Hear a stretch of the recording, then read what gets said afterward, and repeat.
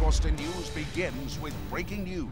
Tonight we begin with a live look from Kyiv, Ukraine, where CBS News reporters on the ground there right now say they've heard multiple explosions within the last few hours. This comes as Russian President Vladimir Putin announced he is moving military operations into eastern Ukraine, essentially triggering war. President Joe Biden released a statement tonight saying in part that Putin has chosen war, which will bring a catastrophic loss of life. He goes on to say Russia alone is responsible for the death and destruction this attack will bring, and the United States and its allies and partners will respond in a united and decisive way. The world will hold Russia accountable.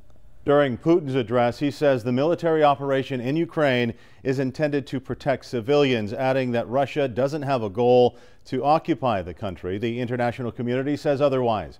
However, Putin warned that if anyone attempted to intervene, that would lead to, quote, consequences they have never seen.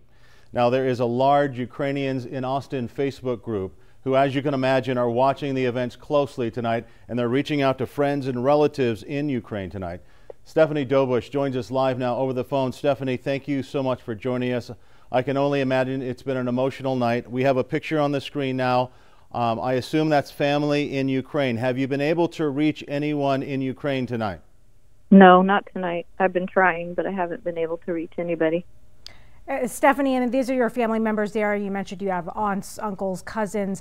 In the days that have been leading up to this, as this has been escalating, have you spoken to them? What have their thoughts been on what is happening there?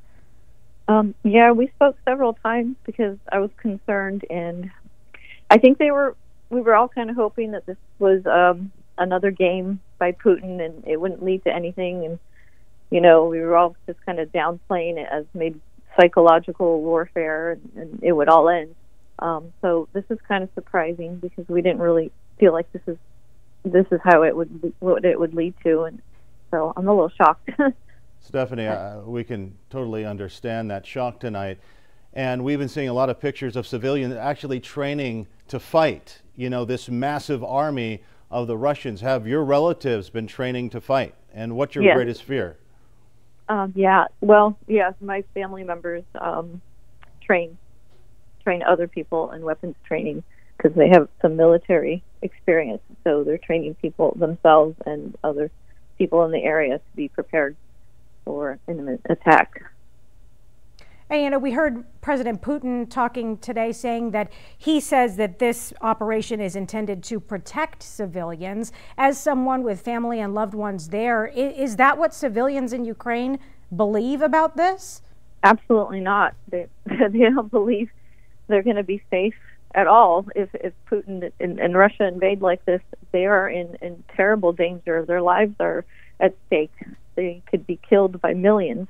This is not new history for us. Russia has been attacking and invading and killing Ukrainian people for 400 years. They just can't leave us alone. Stephanie, my last name is Makaborski. My grandmother is from Ukraine. And, you know, a lot of my family members are in Canada right now trying to reach out and see if they have any friends or relatives. Is there any way you can talk to somebody online or phone lines, or has everything been just radio silent or dead? Yeah, I just haven't been able to reach any. I'm sending messages, I'm calling, and I'm not getting anything. So I don't know if they know what's going on, and they're just preparing for an attack and they're not answering phones, or I have no idea what's going on, but it's scary.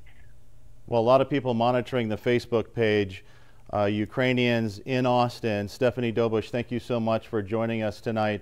I know it's going to be a sleepless night. We'll contact you again. Hopefully, please let us know if you make contact with any of your family members.